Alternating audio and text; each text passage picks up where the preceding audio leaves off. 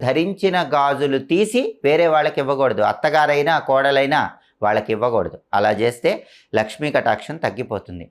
అలాగే రోజు ఆడవాళ్ళు కాటుక పెట్టుకోవాలి. కాటుక పెట్టుకుంటే లక్ష్మీప్రదం.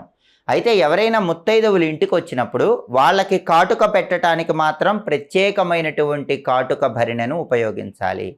మీరు రోజు కాటుక పెట్టుకునే కాటుక భరిణెలో కాటుక వేరే ముత్తైదువులకి ఇవ్వకూడదు. వాళ్ళ కోసం ప్రత్యేకంగా వేరే కాటుక భరిణె ఉంచాలి.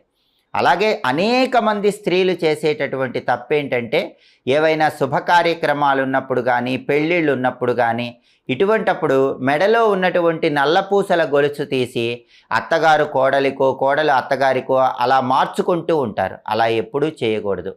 స్నేహితురాండ్లకు ఇస్తూ ఉంటారు. అలా అస్సలు చేయకూడదు.